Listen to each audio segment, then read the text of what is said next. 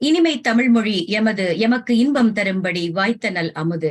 அன்னை தமிழை வணங்கி நம் தமிழால் இணைவோம் உலகத் தமிழ் பேரியக்கத்தின் தொடர் நிகழ்வுகளில் இந்த பட்டினப்பாலை நிகழ்வு இதற்கு களம் அமைத்துக் கொடுத்த நம் தமிழால் இணைவோம் உலகத் தமிழ் பேரியக்கத்தின் நிறுவனர், தலைவர், கவின்கலை வேந்தர், சிவத்தமிழ் சீராளர் நம் சத்யநாராயணராஜ் பாலகுரு அவர்களுக்கும், நம் தமிழால் இணைவோம் உலகத் தமிழ் பேரியக்கத்தின் துணைத் தலைவர், பாரதி கண்ட புதுமை பெண் தங்கமங்கை முனைவர் மீனா திருப்பதி அம்மா அவர்களுக்கும் பாதம் பணிந்த நன்றியையும் வணக்கத்தையும் சொல்லிக்கொண்டு இந்த நிகழ்ச்சியை அழகாக முன்னெடுத்துக் கொண்டு சென்று கொண்டிருக்கும் மாவட்டம் 18/7 ஆளுநர், அன்பு தோழி, சிறந்த பட்டிமன்ற பேச்சாளர் தங்கமங்கை கவிதா நடராஜன் அவர்களுக்கு என் அன்பான வாழ்த்துகளையும் வணக்கத்தையும் நன்றியும் சொல்லிக்கொண்டு, அவர்கள் சொன்னது போல நாம் நேரடியாக பட்டினப்பாலை பாகம் 5ற்குள் பயணிக்கலாம்.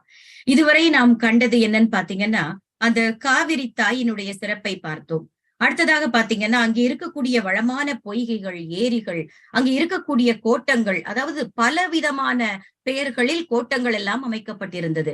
சூரிய கடவுளுக்கு ஒண்ணு, அங்க இருக்கக்கூடிய குல தெய்வங்களுக்கு ஒண்ணு அப்படின்னு சொல்லி ஒவ்வொரு தெய்வங்களுக்கும் அங்க இருக்கக்கூடிய ஒவ்வொரு கோட்டம், அதை சுற்றி இருந்த பூஞ்சோலைகள், அங்கே இருந்த அருமையான மலர்கள், அதாவது செல்வ செழிப்போடும் இயற்கை வளத்தோடும் ஒரு அழகியலோடும் அங்க போனாலே நமக்கு வர முடியாது திரும்ப. அந்த அளவிற்கு அவ்வளவு அழகாக இருந்தது. அதாவது முளை இஞ்சி, பனை, இதுன்னு ஒரு விஷயம், கரும்பாக இருக்கட்டும், ஒண்ணையும் பக்கம் பக்கமா வர்ணிச்சிருக்கிறாங்க. அப்பேற்பட்ட சிறப்புக்குரியதுதான் அந்த சோழ நாடு, நம்ம காவிரி பூம்பட்டினம். அதை தொடர்ந்து பார்த்துட்டு வரோம். போன வாரம் நம்ம பார்த்தோம், அதாவது நெல் உப்பை இணையாக கொடுத்து அதற்கு பதிலாக பண்டமாற்று முறையில் நெல்லை வாங்கி வந்த கதை நிறைய. ஒவ்வொரு வீட்டிலும் நல்ல உப்பளம் குமிஞ்சு இருக்கக்கூடிய உப்புகளை எல்லாம் வண்டியில் ஏற்றி கொண்டு போய் அதை ஒவ்வொரு ஊர்களிலும் கொடுத்து விட்டு அதற்கு இணையாக நெல்லை வாங்கி கொண்டு அந்த அரிசி சோறு எல்லாம் செஞ்சு சாப்பிடுவாங்க அப்படிங்கிறத பத்தி எல்லாம் நம்ம பார்த்தோம். இன்னைக்கு நம்ம பார்க்க போறது காவிரி பூம்பட்டினத்தினுடைய அட்டில் சாலைகள். அது என்ன அட்டில் சாலைகள் அப்படின்னு பார்த்தீங்கன்னா, சோறு வடிக்கக்கூடிய இடங்கள், உணவு கொடுக்கக்கூடிய அந்த ஒரு புனிதமான ஒரு அறை. ஏன்னா நம்ம சமையல் அறையில தான் நம்ம இறைவன் இருப்பதா நம்ம சொல்லுவோம். அதனால எப்பொழுதுமே சமையல் அறையை சுத்தமா வச்சுக்கணும், அங்க கடவுள் இருப்பான் அப்படின்னு சொல்லுவாங்க இல்லையா? அதனாலதான் இரவு படுக்க போதுக்கு முன்னாடி ஏதாவது எச்சில் பாத்திரங்கள் எல்லாம் போட்டு படுக்காதீங்க, நல்லா சுத்தமா வேலையெல்லாம் முடிச்சிட்டு அதுக்கு கொடுக்க வேண்டிய ஒரு கோவிலுக்கு கொடுக்கக்கூடிய ஒரு மரியாதையை நம்ம சமையல் அறைக்கு கொடுக்கணும்னு சொல்லுவாங்க. இப்போ இந்த பாடலுக்குள்ள நம்ம போகலாம். வரி 40ல இருந்து நம்ம இன்னைக்கு தொடங்குவோம். புலி பொறி போர் கதவின் திருத்து உஞ்சும் தின் காப்பின் புகழ் நிலை ஈய மொழி வளர அறம் நிலை ஈய அகன் அட்டில் சோறு ஆக்கிய கொழும் கஞ்சி ஆறு போல பறந்து ஒழுகி ஏறு பொற சேறு ஆகி தேரோட துகள் கெழுமி நீராடிய களிறு போல வேறுபட்ட வினை ஓவத்து வெண்கோயில் மாசு ஊட்டும். இந்த 10 வரிகளை படிக்கும் போதே ஓரளவுக்கு நமக்கு தெரிஞ்சிருது இவங்க என்ன சொல்ல வராங்க அப்படிங்கறத ஓரளவு நம்மளால கணிக்க முடியும். என்ன சொல்றாங்க? சோழ மன்னனினுடைய மாளிகை, நம்ம இங்க புலம்பெயர்ந்திருக்கோம் இல்லையா, அமெரிக்கால ஒயிட் ஹவுஸ்ன்னு சொல்லுவோம்ல, அது மாதிரி நம்ம சோழ மன்னன் திருமாவளவனுடைய வெள்ளை மாளிகை, அதனுடைய சிறப்பை பத்தி சொல்றாங்க இங்க. அது எப்படி இருக்குமா? கம்பீரமா இருக்கக்கூடிய அந்த வெள்ளை மாளிகையை சுற்றுச்சுவர்ல பாத்தீங்கன்னா ஒவ்வொரு தொழில் புரிவோருடைய, ஒவ்வொரு கலை திறமையுடைய அவர்களுடைய ஓவியங்கள் எல்லாம் அதில் சுற்றி சுற்றி வரையப்பட்டிருக்குமா. அந்த அரசனினுடைய வெள்ளை மாளிகையில் அந்த பிரம்மாண்டமான கதவுகளில் புலி சின்னம் பொறிக்கப்பட்டிருக்கும். அங்க உள்ள அப்படியே அந்த காட்சிப்படுத்தி பாக்குறோம். புலி சின்னம் பொருத்தி இருக்கக்கூடிய பெரிய பெரிய அந்த மாளிகையினுடைய கதவுகள். அங்கே மொழி வளர பாடுபடுவோருக்கு உணவு வழங்கப்படும். நம்ம தமிழ் மொழிக்காக யார் யாரெல்லாம் பாடுபடுகிறார்களோ அவர்களுக்கு அங்கே உணவு வழங்கப்படும். புலி சின்னம், அதாவது திருமாவளவனுடைய அரண்மனையினுடைய கதவுல அந்த உருவம் பொறிக்கப்பட்டிருக்கிறத பார்த்தாலே அவனுடைய வீரமும் அவனுடைய ஒரு சிறப்புகளையும் நாம் உணர முடியும். அது என்னன்னா, அந்த சின்னத்தை வச்சே தெரியுமா, அப்பேற்பட்ட அரண்மனை, பெரிய அரண்மனைக்குள்ள நம்ம புழக்கத்தில் இல்லாதன்னு சொல்லுவோம்ல, செலவழிக்கப்படாத செல்வம் கொட்டி கிடக்குதாமா. பயன்படுத்த முடியாம அங்கே செல்வங்கள் எல்லாம் தூங்கி கொண்டிருக்கிறது. மொழி வளர்க்கக்கூடிய அறச்சாலை அங்கே இருக்கிறது. தமிழ் மொழியை நிலை பெற்ற புகழுடையதாக்க நம் சோழ மன்னன் என்ன செய்யறான்? அங்க இருக்கக்கூடிய அறச்சாலையை சிறப்பாக நடத்துகிறார். அதை மேலும் மேலும் நம் தமிழ் தாயை, தமிழ் மொழியை வளர்ப்பதற்காக அங்கே அந்த அறச்சாலை அமைக்கப்பட்டிருக்கிறது. இங்க சொல்லாடல கவனிக்கணும். சோறு, சேறு, நீரு, அறச்சாலையில் உள்ள சமையல் அறையில அப்படியே வட்டி வட்டியா சொல்லுவோம்ல, பெரிய பெரிய பாத்திரங்கள் எல்லாம் சோறாக்கிட்டு இருக்காங்க. அந்த சோறாக்கி வடிக்கும் பொழுது அந்த கஞ்சி ஆறு போல ஓடுதாமா. ஏன்னா அளவுக்கு அதிகமான உணவு அங்கே சமைக்கப்படுகிறது அப்படின்னு சொல்றாங்க. யாரு எந்த நேரத்துல போனாலும் அவர்களுக்கு அங்கே உணவு வழங்கப்படும். அந்த கஞ்சி தெருவுல ஓடி வரதுல என்ன ஆகுதான், அங்கே யானைகள் எல்லாம் போரிட்டதால அதன் காலடியில இந்த கஞ்சி எல்லாம் பட்டு சத சதன்னு மிதிச்சு மண்ணும் அந்த கஞ்சியும் சேர்ந்து சேரு மாதிரி ஆகிட்டான். அப்படியே களிமண் மாதிரி சத சதன்னு ஆயிடுச்சான். அந்த வழியில தேர்கள் வருதாமா. அந்த தேர்கள் இந்த சேற்று மண்ணில் புதைந்து எழுந்து நகர்ந்து போய்விட்டது. அது கொஞ்ச தூரம் போன உடனே வெயில்ல காஞ்சி பொடி மணலாக இந்த கஞ்சியும் மணலும் சேர்ந்து உதிர்ந்து தூசியாகி விட்டதாம். எப்பேற்பட்ட கற்பனை பாருங்க. இந்த ஓவியத்துக்கு வரலாம். இப்போ இந்த அரண்மனை சுற்றுச்சுவர்களில் கலைத்திறத்தோடு வேலைப்பாடுகளோடு அமைக்கப்பட்ட இந்த ஓவியங்கள்ல இந்த தேர்காலில் படிந்த அந்த தூசிகள் எல்லாம் அந்த ஓவியத்தின் மேல போய் படுதாமா.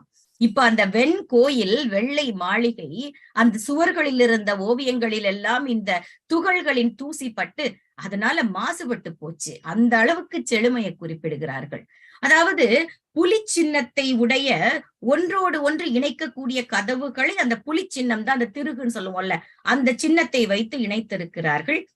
செல்வம் தங்கக்கூடிய திண்மையானங்கிற ஒரு வார்த்தையை இங்க சொல்றாங்க. அதாவது எதிலும் குறையாத வலிமையான மதிலை உடைய இந்த அரண்மனையில் புகழ் நிலை பெறுவதற்காக அங்கே என்ன செய்கிறார்கள், அறமும் நிலை பெற வேண்டும் என்று பெரிய சமையலறைகளை உருவாக்கி அங்கே சோற்றிலிருந்து வடித்த இந்த கொழுமையான கஞ்சி, நல்ல கொழுமைனா கெட்டியான, சும்மா தண்ணியா இருக்கிறது இல்ல, அதனாலதான் அது ரொம்ப பிசுபிசுப்பு தன்மையோட ஆரை போல பறந்து தெருவில் ஓடி அங்கே காளைகளும் யானைகளும் போரிட்டு அதை சேராக்கி அந்த சேரெல்லாம் தேரில் உள்ள கால் அதுல பட்டு அதெல்லாம் காய்ந்து மண்ணாகி அது ஓவியத்தில் பட்டுவிட்டது அப்படின்னு அந்த அட்டில் சாலைகளையும் அந்த வெள்ளை மாளிகையின் அழகையும் சொல்கிறார்கள்.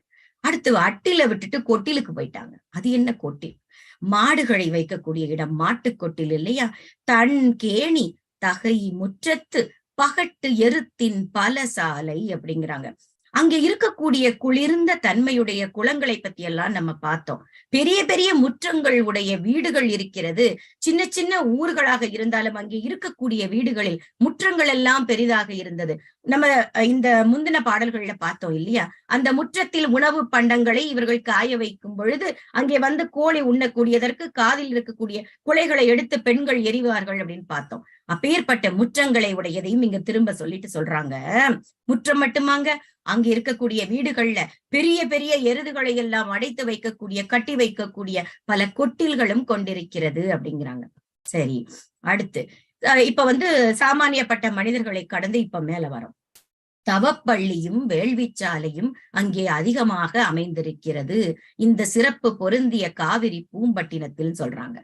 தவப்பள்ளி தாழ்காவின் அவிர் சடை முனிவர் அங்கி வேட்கும் ஆவுதி நரும் புகை முனையீ குயில் தம் மாயிரும் பெடையொடு இரியல் போகி பூதம் காக்கும் புகழ் அருங்கடிநகர் தூதுணம் புறவொடு துச்சில் சேர்க்கும் அப்படின்னு.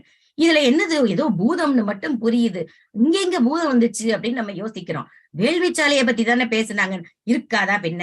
வேள்விச்சாலைன்னா என்ன? அசுரர்களை அழிப்பதற்காக இந்த ராமனை வந்து கூட்டிட்டு போனாரு இல்லையா? அது போல பெரிய பெரிய நம்ம சோழ மன்னர்கள் இருக்கக்கூடிய, எதற்காக இங்கே வேள்விச்சாலைகள் அமைக்கப்பட்டிருக்கிறதுன்னு பார்ப்போம். தவம் செய்யக்கூடிய முனிவர்கள் இருக்கக்கூடிய இடங்கள் எப்படி இருக்கும்? அவர்கள் இருக்கக்கூடிய இடமே ரொம்ப அமைதி பொருந்திய இடமாக இருக்கும். மரங்கள் எல்லாம் அப்படியே நெருக்கமாக ஒன்றோடு ஒன்று நெருங்கி தழைத்து தாழ்ந்து இருக்கக்கூடிய சோலைகளில் தான் அவர்களுடைய வேள்விச்சாலைகள் எல்லாம் இருக்கும். ஏன்னா அந்த சூரிய ஒளிக்கதிர்களே உள்ள வந்து நுழையிறதுக்கு இடம் கிடைக்காதுங்க அளவுக்கு அப்படி செழுமையான சோலைகளை கொண்டது நம்ம பார்த்தோம். இங்கே இருக்கக்கூடிய பெரிய சடாமுடியை உடைய முனிவர்கள் தீயுடன் உட்கார்ந்து வேள்விகள் செய்யறாங்களாமா. அப்படி அவர்கள் வேள்விகள் செய்யும் பொழுது என்ன நடக்கும்? அந்த வேள்வியிலிருந்து கிளம்பக்கூடிய புகை, அந்த நறுமண புகைய வந்து தாங்க முடியலையாம். யாருக்கு? ஆண் குயில்களுக்கு தாங்க முடியாமல் தங்களுடைய பெண் குயில்களை அழைத்து கொண்டு விலகி போய்விட்டார்களாம்.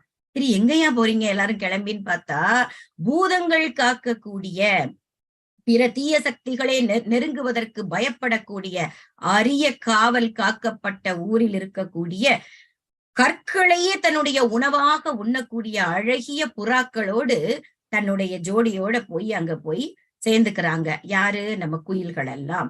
அப்படி ஒரு ஒதுக்கமான இடத்தில், அந்த ஒதுக்கமான இடத்தின் பேரு பூத சதுக்கம் அப்படின்னு இங்க சொல்றாங்க.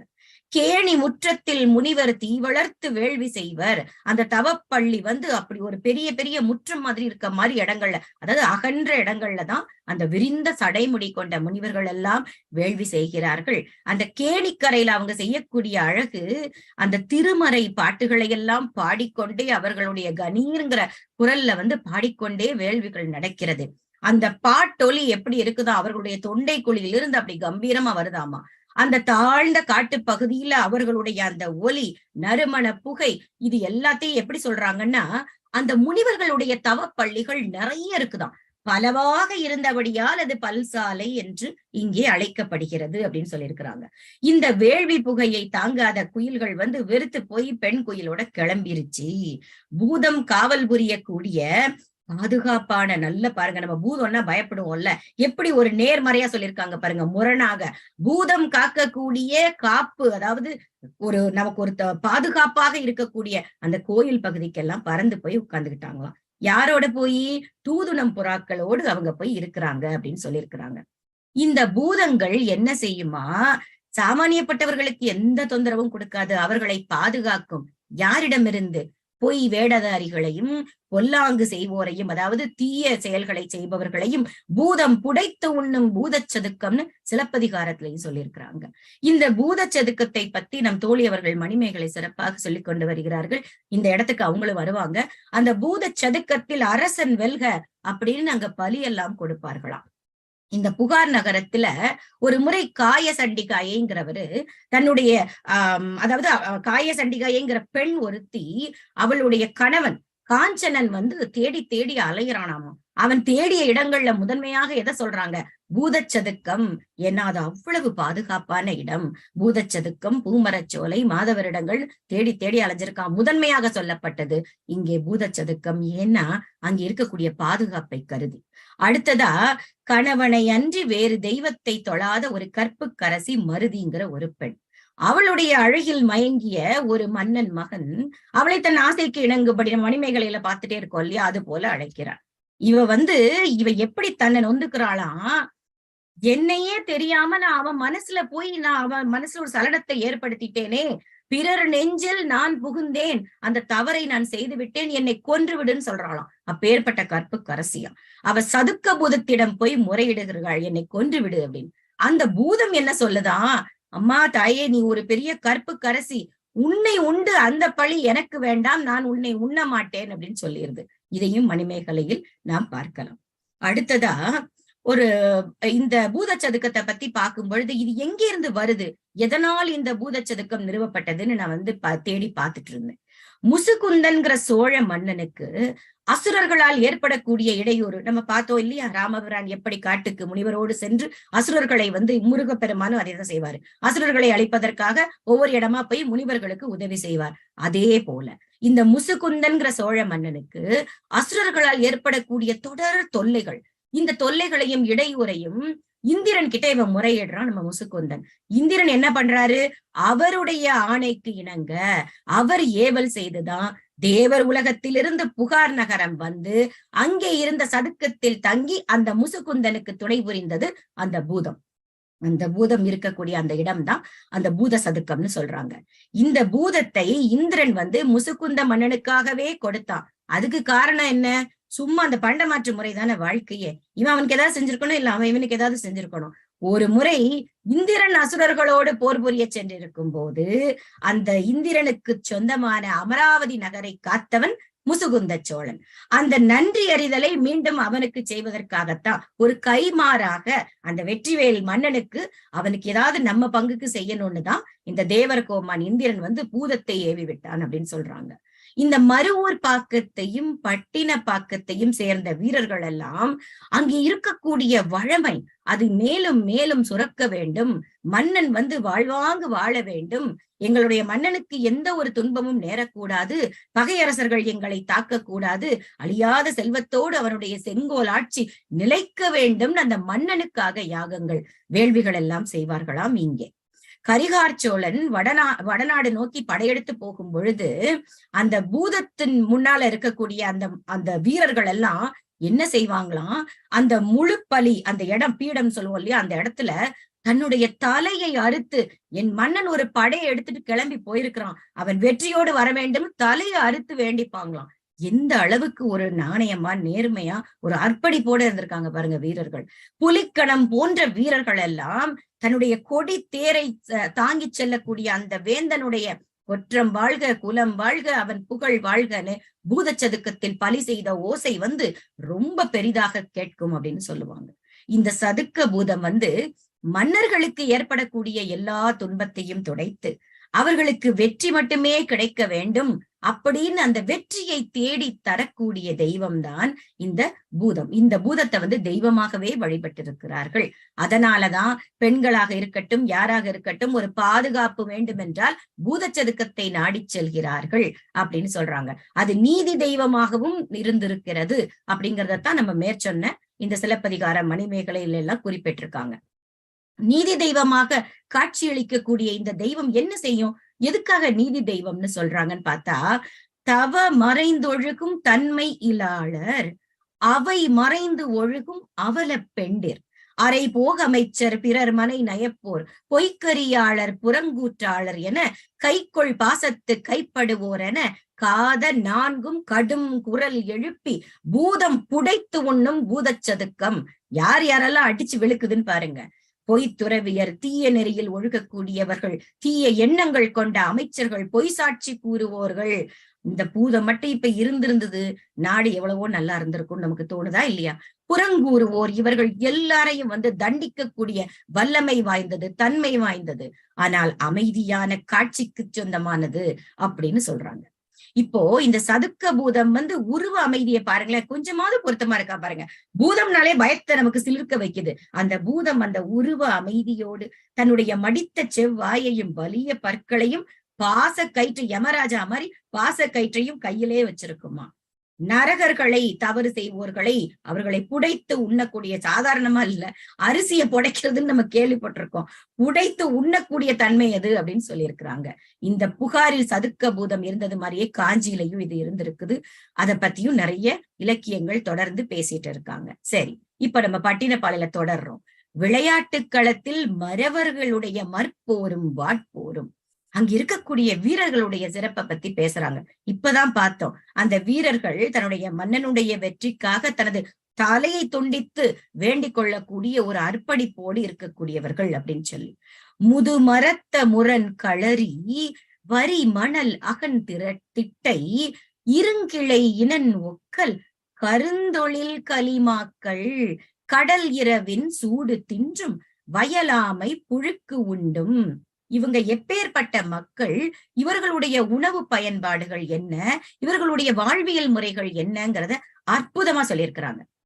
இந்த பூம்புகார் நகரத்தில், புகார் நகரத்தில் இருக்கக்கூடிய இடம் எப்படி இருக்காமா, அந்த வரி வரியாக அந்த மணல் பறந்த அகன்ற மேட்டு பகுதி. நம்ம கடற்கரைக்கு போயிருந்தா நீங்க எல்லாரும் கவனிச்சிருப்பீங்க கண்டிப்பா.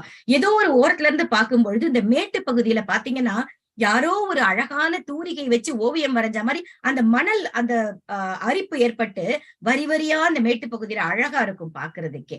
அது எப்படி இருக்கான், அது பழமையான ஒரு மரத்தினோட நிழல்ல அந்த காட்சி அமைப்பை பாருங்க. மறவர்கள், இந்த இடத்துல மறவர்கள்னா யாரும் இல்லைங்க, வீரர்கள் தம்முடைய வலிமையை காட்டும் போர் பயிற்சி களத்தை அமைப்பார்களாம். அப்போ ஒரு மணல் திட்டு, நம்ம இந்த படங்கள்ல எல்லாம் பார்த்திருப்போம், ஒரு இந்த மாதிரி குஸ்தி சண்டை போடுறவங்க எல்லாம் நல்ல ஆத்து மணலை கொட்டி வச்சு அதுல அடிச்சுப்பாங்க.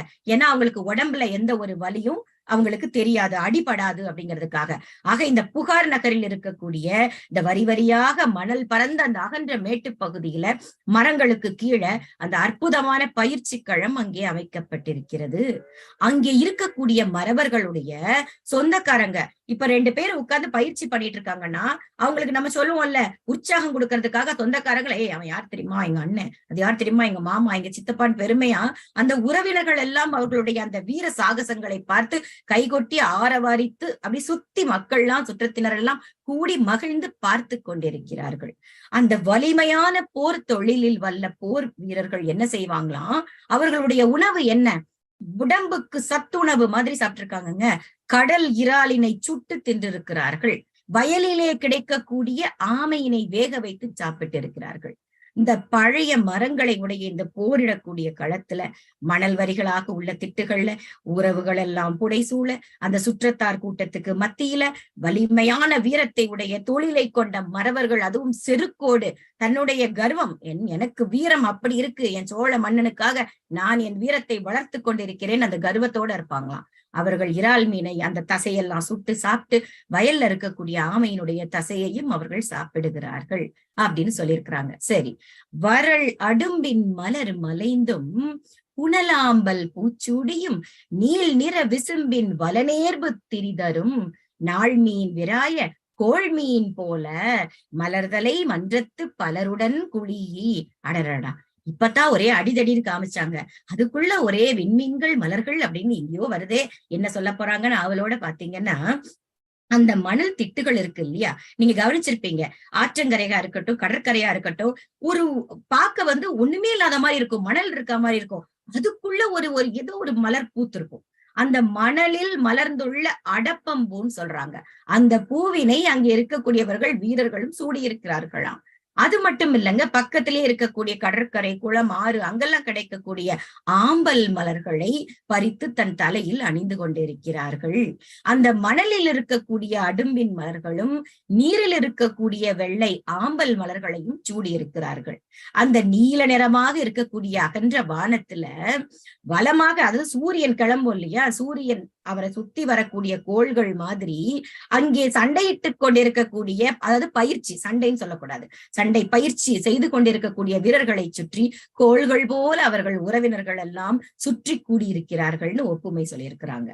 அந்த நீல நிறத்தை உடைய வானத்தில் வலப்புறத்திலிருந்து எழுந்து அந்த விண்மீன்களோடு கலந்து இருக்கக்கூடியதை ஒப்புமையா காட்டியிருக்கிறது இங்க அழகு. எப்படி ஒரு சூரியன் கோள்களை தன்னகத்தே வச்சிருக்குதோ சுத்தி, அது போல பலரோடு கூடி உறவாடி இங்கே பயிற்சி கூட அப்படிதான் நடக்குதாமா.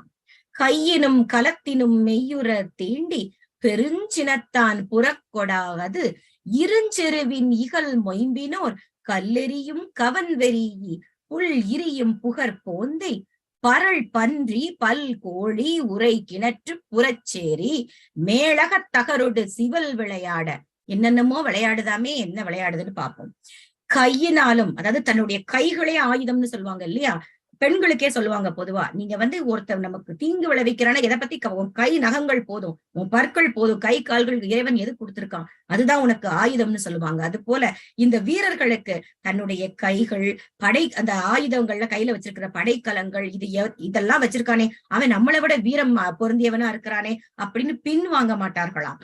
பின்வாங்காமல் தொடர்ந்து போட்டி போட்டுக்கொண்டே, முடியலைன்னா கூட விடமாட்டேன் உன்ன அப்படின்னு சொல்லி ஒருவருக்கு ஒருவர் சளைக்காமல் போட்டி போட்டுக்கொண்டு தன்னுடைய, அவனை விட நான் வலிமை மிகுந்தவன் போர் வலிமையை காட்டுவார்களாம். ஏன் இந்த பின்வாங்காதுங்கிற ஒரு வார்த்தை இங்க உபயோகிக்கிறாங்கன்னு பாருங்களேன். புறநானூற்றுல கூட ஒரு பாடல்ல நச்செல்லையாருங்கிறவர் சொல்லியிருப்பாங்க. அந்த பெண் புலவர் சொல்லியிருப்பாரு, ஒரு வயதான மூதாட்டி கிட்ட உன்னுடைய மகன் போர்க்களத்துல புறமுதுகு வாங்கி செத்து கிடக்குறாமா அப்படின்னு சொன்ன உடனே கொதிச்சு போயிட்டாங்க அந்த அம்மா. என்னுடைய மகன் புறமுதுகு காட்டி அவன் தோற்று போனானா, அப்படி மட்டும் அவன் புறமுதுகு காட்டி அவன் இறந்து போயிருந்தால் அவன் பால் அருந்திய என் 2 முலைகளையும் நான் அறுத்து எறிவேன். அந்த வயதான மூதாட்டி கையில கம்ப ஊனிக்கிட்டு போர்க்களத்துக்கு போய் அங்கே இறந்த உடல்களை எல்லாம் பிரட்டி போட்டு மகனை கண்டெடுத்து அவன் மார்பில் விழுப்புண் வாங்கியதை கண்டதும் அவனை ஈன்ற பொழுதினும் பெரிது உவக்கிறாள் அப்படின்னு நச்செல்லையார் அவர்கள் சொல்லியிருப்பாங்க. இது எப்பவுமே நம்ம வீர மரபர்கள், இன்னொரு இடத்துல கூட வரும், இறந்தே பிறந்த குழந்தையையும் அவன் வீரக்குலத்தில் பிறந்தவன்னு அவன் மார்பில் கத்தியால் கிழித்து அவனை புதைப்பார்கள். ஏன்னா மார்பில் விழுப்புண் வாங்கி இருக்கக்கூடிய வீரக்குலத்தை சார்ந்தவர்கள் நம் தமிழர்கள் அப்படிங்கிறதுக்காக இந்த இடத்துல. அதனால்தான் இங்கே தன்னை விட வலிமை வாய்ந்தவன் எதிரே நிற்கிறான் என்றாலும் பின்வாங்காமல் அவனோடு மல்லு கட்டி போட்டி போட்டுக்கிட்டு இருக்காங்க. தன்னுடைய போர் வலிமையை காட்டிக் கொண்டிருக்கிறார்கள். சரி, கையாலும் ஆயுதங்களாலும் உடலில் படுமாறு ஒருவரை ஒருவர் தீண்டி அப்படியே பெருஞ்சினம். இந்த இடத்துல அது பொய் கோபம்னு வச்சுக்கலாம். ஏன்னா நம்ம அங்க வச்சு மச்சான் மாமன் பார்த்துட்டு இருக்க முடியாது. ஏன்னா இது பயிற்சி களம். பெருஞ்சினத்தால் எதிரிய தாக்குறது மாதிரி ஒருவருக்கு ஒருவர் புறமுதுக்கு காட்டாமல் அந்த போர்க்களத்துல எப்படி போரிடுவாங்களோ அதே போல வலிமையை காட்டி போரிட்டு கொண்டு இருக்கும் பொழுது இன்னொரு வேலையும் செய்யறாங்க. கவனில் கல்லை வைத்து எரிக்கிறார்கள். நம்ம இந்த கவுட்டப்புளின்னு சொல்லுவாங்க எங்க ஊர்ல எல்லாம், நீங்க எப்படி சொல்லுவீங்கன்னு தெரியல. அந்த ஒரு வி மாதிரி இருக்கும், கீழே ஒரு ஒரு இது கொடுக்காப்புளி, இதெல்லாம் மரத்துக்கு அண்டை கொடுக்கறதுக்கு கூட அந்த மாதிரி வடிவத்துல உள்ள கம்புகளை ஊனி வைப்பார்கள். அந்த கவன்ல கல்லை வச்சு அடிச்சோன்னா வலி உயிர் போயிரும். நம்ம ஊர்ல எல்லாம் பறவைகளை அடிப்பாங்க, மரத்துல இருக்கக்கூடிய மாங்கனிகள் இதெல்லாம் கனிகளை எல்லாம் அடிக்கிறதுக்கும் புளியம்பழம் அடிக்கிறதுக்கு இதுக்கெல்லாம். ஏன்னா இது அடிச்ச வேகத்துல நச்சுன்னு கீழே விழுந்துரும். அதையும் அது ஒரு போர்க்கருவியாக யூஸ் பண்ணிருக்காங்க, அதை மன்னிக்கணும், உபயோகித்திருக்கிறார்கள் அந்த காலத்தில். இவர்கள் எரியக்கூடிய கல்லு அவங்க போர் பயிற்சிக்காக எரிகிறார்கள். இதுல என்ன நடந்து போயிருது, இது சத்தத்துல 5 பறவைகள் எல்லாம் அந்த சொரசொரன்னு இருக்கக்கூடிய. ஆமா, அது நம்ம மலைக்கு அந்த மரியாதை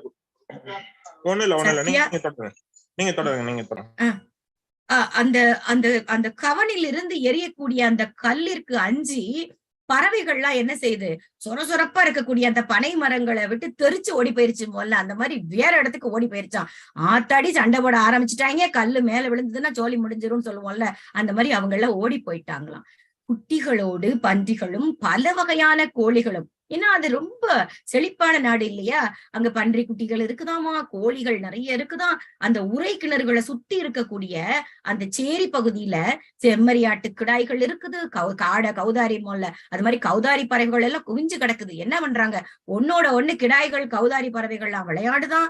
இந்த வலிமையானவர்கள் கற்களை வீசக்கூடிய இதுக்கு 5 பறவைகள் ஒரு இடத்துல இருந்து இன்னொரு இடத்துக்கு ஓடி போகுது.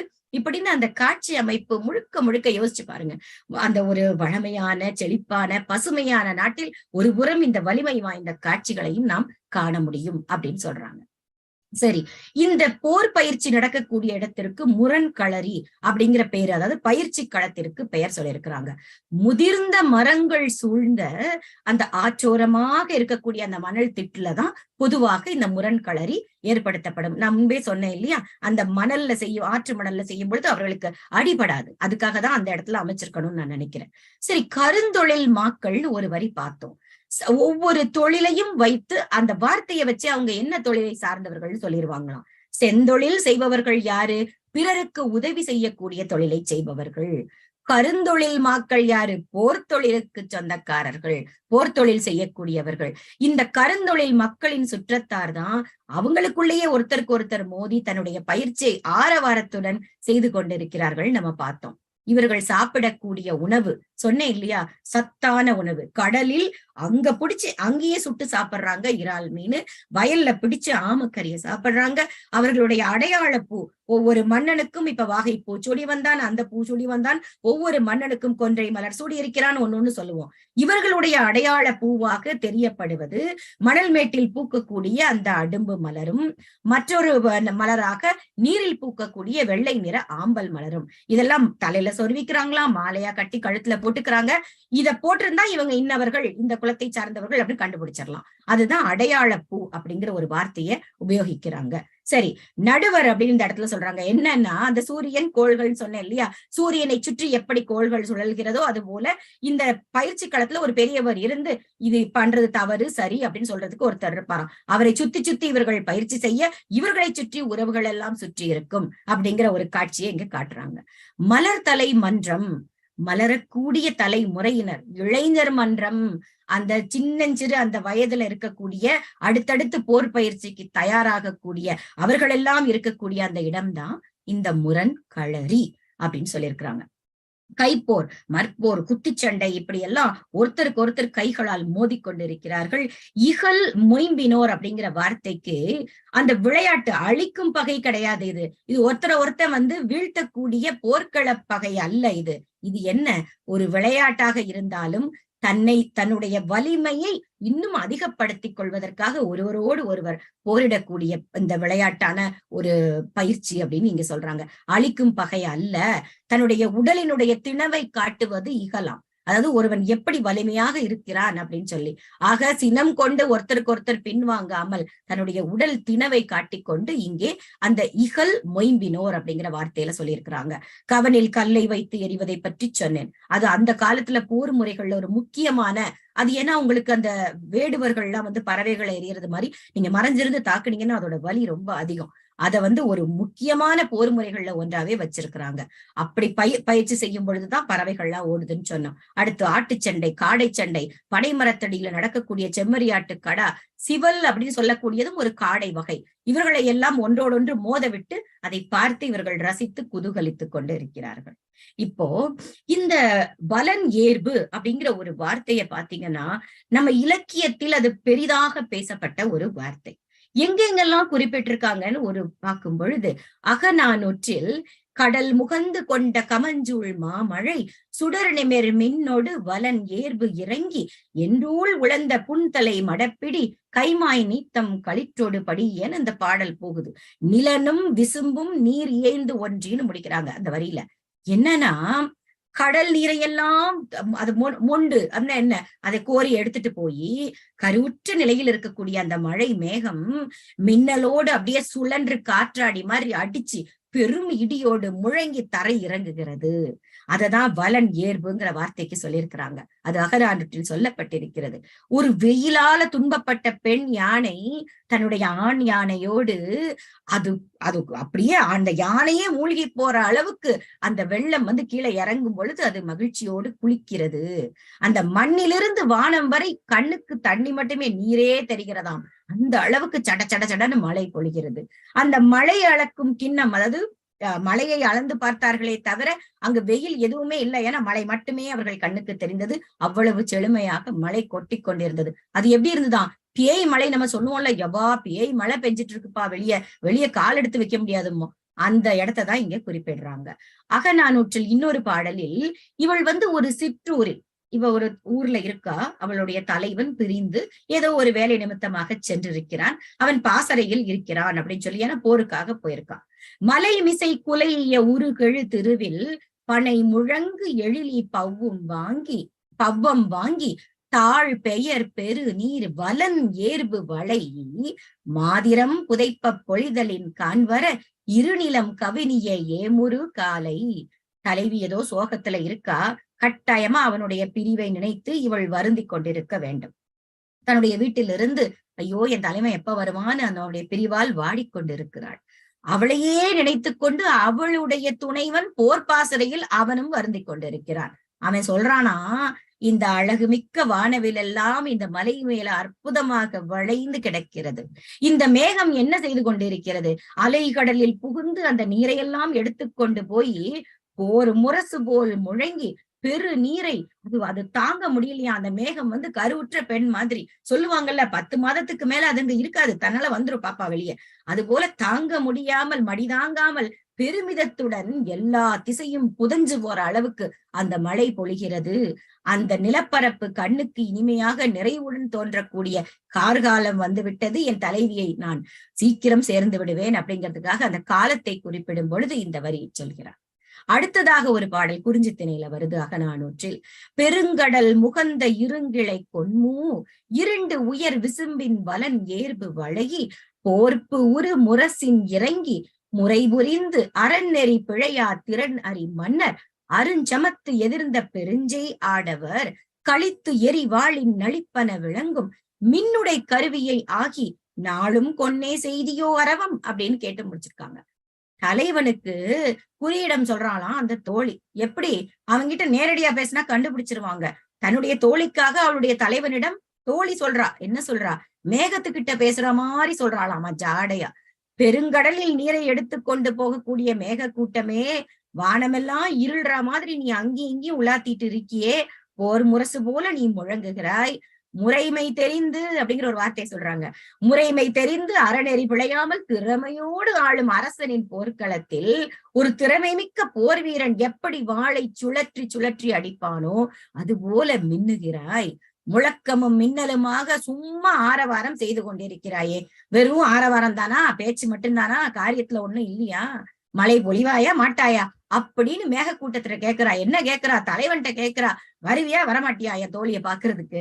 வெறும் பேச்சுதானா அப்படின்னு ஜாடையா கேட்கிறான். அகநானூறு இன்னொரு பாடல்ல, குணக்கடல் முகந்த கொள்ளை வானம் பனை கெழு வேந்தர் பல் படைத்தானை தோல் நிறைத்தனைய ஆகி வலன் ஏர்பு கோல் நிமிர் கொடியின் வசிபட மின்னி உரும் உரறு அதிர் குரல் தலையி பானாள் அப்படின்னு சொல்றாங்க. அந்த கீழே கடல்ல இருந்து நீரை மேகம் எல்லாம் கொள்ளையடித்து கொண்டு செல்கிறதா. அது எப்படி இருக்கிறதா? முரசு முழங்கக்கூடிய பெருமை வாய்ந்த அந்த வேந்தனினுடைய தோல் படை அணிவகுப்பை போல இருக்குதாம். அது எடுத்துட்டு போற அழகை பத்தி சொல்றாங்க. அப்படி அணிவகுப்பு மாதிரி இருக்குது அப்படின்னு. அவர்களுடைய வெற்றி கொடி பறப்பது போல மின்னுதாமா வானத்துல மின்னல் கீற்றுகள். அந்த வெற்றி முரசு முழங்கும் பொழுது எப்படி அதிரும் அந்த இடம், அது போல அந்த இடி மின்னல் சத்தம் கேட்கிறது.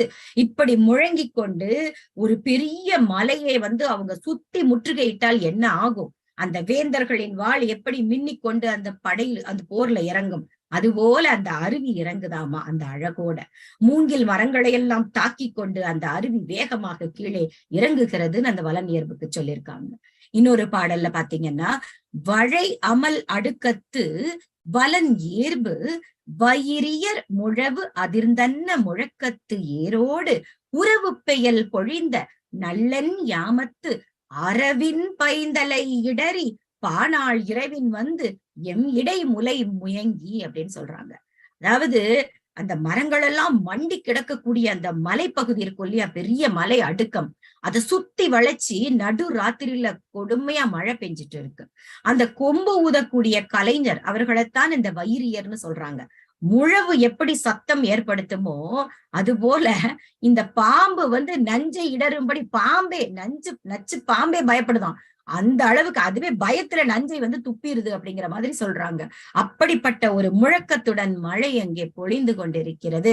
அப்பேற்பட்ட அந்த நள்ளிரவில் அவர் வந்தார் அப்படின்னு தலைவரை பத்தி சொல்றாங்க. நற்றிணையில் இன்னொரு பாடல், இவள் அவலம் நாகத்து அணங்குடை அருந்தலை உடலி வலன் ஏர்பு ஆறு களி நல் ஏறு திரி தரும் கார் செய் மாலை வருவும் பொழுதே. என்ன வரப்போகுது? நீ செல்லக்கூடிய வழி, அத்தம்னா வழி, நீ செல்லக்கூடிய அந்த அகன்ற வழியில நெருங்கிய பழம் புதர்கள் எல்லாம் வாடி கிடக்கிறது. அதைத்தான் இங்கே நனந்தலை அப்படின்னு சொல்றாங்க. அங்கே இருக்கக்கூடிய காய்ந்து கிடக்கக்கூடிய புல்லை மேயக்கூடிய அந்த பசுவினுடைய கழுத்தில் இருக்கக்கூடிய மணிகள் எல்லாம் உன்னோட ஒண்ணு அடிபட்டுட்டு மெல்ல இசைக்குதாமா. அந்த மெல்ல மெல்ல அந்த இசையை எழுப்பி கொண்டிருக்கிறது. இவள் கூர்மையான அரிசி பற்களை கொண்டவள். கார்காலத்து அந்த மாலை நேரம் எப்படி இருக்கு? இடி இடிக்கக்கூடிய அந்த அதிர்வில் படமெடுத்த பாம்பே நடுங்க கூடும். அந்த அளவுக்கு இடி இடிக்குதாமா. அப்படி பாம்பு நடுங்க இடி முழங்கக்கூடிய அந்த கார்காலத்து மாலை பொழுதில் என் தலைவன் வருகிறான்ங்கிற மாதிரி அந்த கார்காலத்து அழகை அற்புதமா சொல்லியிருக்கிறாங்க. அது மாதிரி நற்றிணையில இன்னொரு பாடல்ல பாருங்களேன், பாம்புக்கு பயப்படாதவங்களே கிடையாது, அந்த பாம்பே பயப்படக்கூடிய அப்படிங்கறத இங்க முக்கியம். பாம்பு அழை செறிய முழங்கி வலன் ஏர்பு வான் தளி பொழிந்த காண்பு என் காலை அணி கிளர் கலாபம் ஐது விரித்து இயலும் மணிபுரை எருத்தின் மஞ்சை போல நின்வே பெய்கூந்தல் வீசு வழி உளர. அட பெண்ணே, அட பைத்தியக்கார பெண்ணே அப்படின்னு சொல்ற அவ தோழி. எப்படி இருட்டிக்கிட்டு வருது பாரு. பாம்பெல்லாம் என்ன செய்து அதோட வலைக்குள்ள பொந்துக்குள்ள போய் நுழைஞ்சு பயந்து போய் நுழைஞ்சுக்குது. அப்படி நுழையும்படியாக அந்த வானமெல்லாம் மழை பொழியக்கூடிய காலம் வரும் பொழுது என்ன நடக்கும்? மணி நிற பிடரியை கொண்ட ஆண்மையில் என்ன பண்ணும்? தன்னுடைய மழை அந்த வரப்போதுன்னு தெரிஞ்சாலே ஆண்மையில் தன்னுடைய தோகையை எல்லாம் விரித்து ஆடும் இல்லையா? தன் அழகான தோகையை, ஒளி பொருந்திய தோகையை விரித்து கொண்டு ஆடுவது போல பூச்சூடிய உன்னுடைய மென்மையான கூந்தல் எல்லாம் இந்த காற்றில் எப்படி அசைந்தாடி கொண்டிருக்கிறதோ இது போல நீ நடந்து செல்வாயாக அப்படின்னு சொல்லி அந்த எந்த நேரத்துல நீ எங்க போகணும், எப்போ உன் தலைவனோட நீ சேர முடியும்னு ஒவ்வொரு காட்சிப்படுத்துதல்லையும் இந்த வலன் ஏர்பை பற்றி ரொம்ப சிறப்பா சொல்லிட்டே வராங்க. இந்த நற்றிணையிலேயே இன்னொரு பாடல்ல ஒரு நாள் சிறு பல் கருவித்து ஆகி வலன் ஏர்வு பெரும் பயல் தலைக புனனே இனியே என் பிழி நெய்யொடு வெண்கிழி வேண்டாது சாந்து தலை கொண்ட ஓங்கு பெருஞ்சாரல். சிறிய மலை மேகங்கள் எல்லாம் என்ன பண்ணுதாம், நீர்க்கரு. அந்த மலை மேகங்களை ஒவ்வொரு முறையும் ஒரு கருவுற்ற பெண்ணுன்னு சொல்றோம். நீர்க்கரு எப்படியெல்லாம் அது அந்த அதோடைய கனம் தாங்க முடியாமல் கொட்டி விடுகிறது அப்படின்னு சொல்றாங்க. சுத்தி சுத்தி அதை ஒரு கருவுற்ற பெண்ணுக்கு சொல்றாங்க.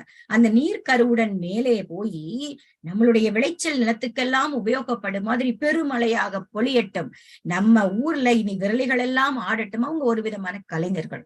அவர்கள் அந்த சென்றவர் மழை பொழியும் போது மீண்டும் வந்து விடுவார். இந்த காலத்தை பார்த்துக்கிட்டே இரு, இந்த காலம் போய் மழை பொழியக்கூடிய காலம் வந்த உடனே உன் தலைவன் வந்து விடுவான், கவலையே வேண்டாம் தோழி அப்படின்னு சொல்லி தன்னுடைய தலைவியை தோழி தேற்றுவதாக இந்த பாடல்.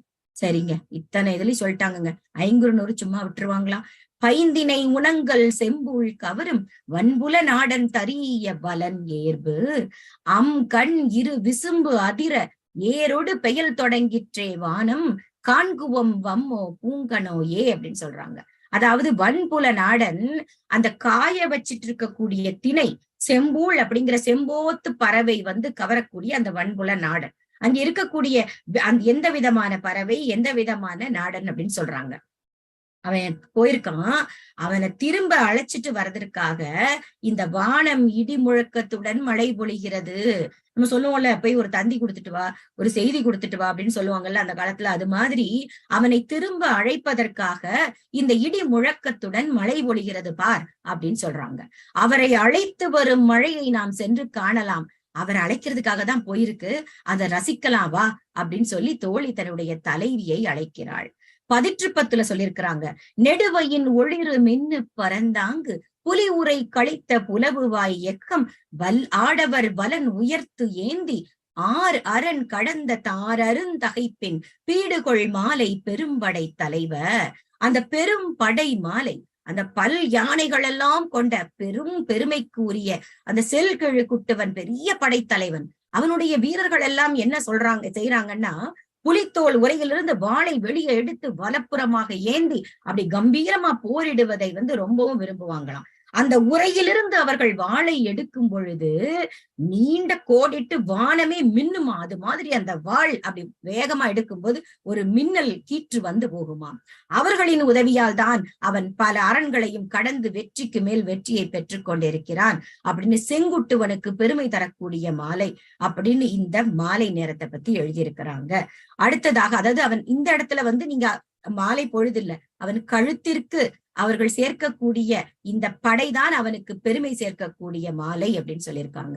நெடுநல் வாடையில் சொல்லியிருக்கும் ஒரு வரிகளை சொல்லி என்னுடைய உரையை நிறைவு செய்கிறேன்.